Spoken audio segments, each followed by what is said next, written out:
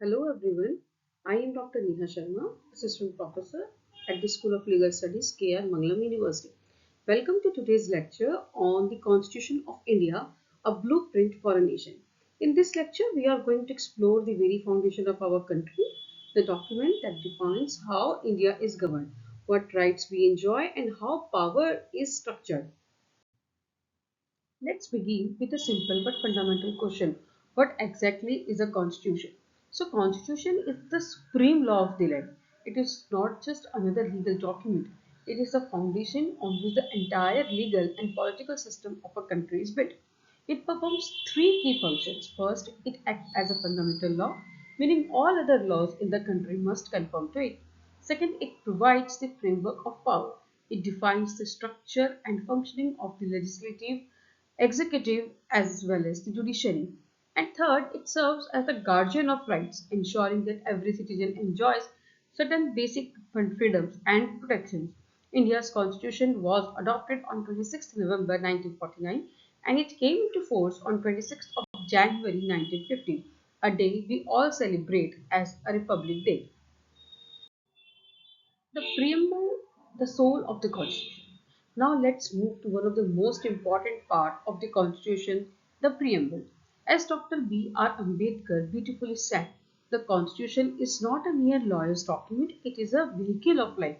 The preamble reflects the spirit, philosophy, and vision of the constitution. It begins with the powerful words, "We the people of India." This means that the ultimate authority lies with the people, not with the government. Our preamble contains key terms that define the nature of the Indian state. It mentions the words such as sovereign, socialist, secular, democratic, republic. Let us discuss all of them one by one. The first one is sovereign. India is a fully independent nation. No external power can control its decisions. Internally, the parliament has the authority to make laws, that is internal sovereignty, and externally, India is free in its foreign policy, that is external sovereignty. Next words are socialist and secular. These words were added by the 42nd Constitutional Amendment in 1976.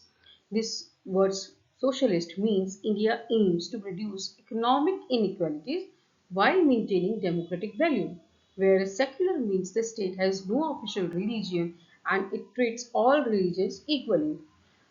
Here you can pause and reflect that how is a secular state different from an atheist state. Think about it and come back again for the next sessions. So now the word is democracy. India is a democratic country, which means the government derives its power from the people through elections. Every adult citizen has the right to vote, which is called universal adult franchise. At the same time, India is a republic, which means the head of the state is the president, which is elected, not hereditary.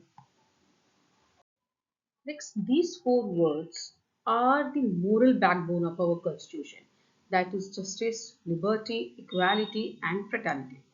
Justice ensures fairness. What kind of fairness? Social, economic, and in political terms. Then liberty guarantees freedom of thought, expression, belief, and worship.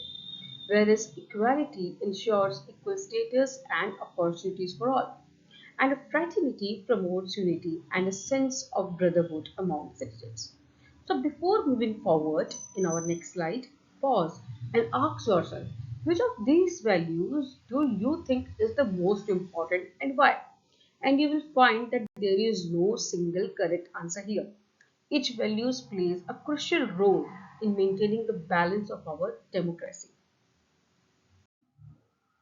Now let's discuss one of the most significant constitutional doctrine, the basic structure doctrine. This doctrine emerged from the landmark case of Keshwananda Bharati versus State of Kerala in the year 1973. The Supreme Court held that while Parliament has the power to amend the constitution, it cannot alter its basic structure. This means certain features are untouchable, such as sovereignty, democracy, secularism, separation of powers, fundamental rights. You can think, why is this important? because it ensures that even those in power cannot destroy the identity of the Constitution. It acts as a protective shield, preserving the vision of the Constitution frameworks. So, coming to the conclusion, today we understood what a constitution is, the significance of the preamble, the core values that define India, and the importance of the basic structural doctrine. In the next lecture, we will explore deeper aspects of the constitution and its working. Thank you for watching. If you found this lecture helpful, don't forget to like, share, and subscribe.